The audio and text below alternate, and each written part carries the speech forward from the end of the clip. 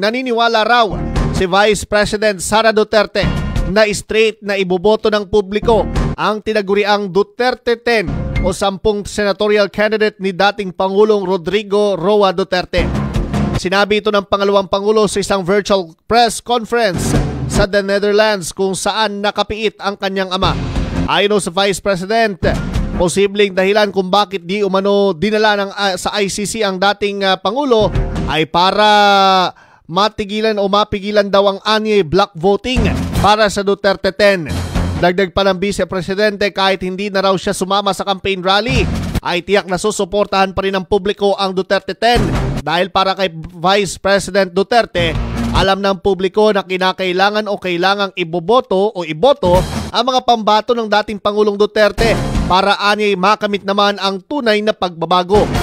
Nangunguna sa mga binabanggit ni VP Sara, ang top ranking ngayon sa mga survey nan si Senator Christopher Lawrence Bongo.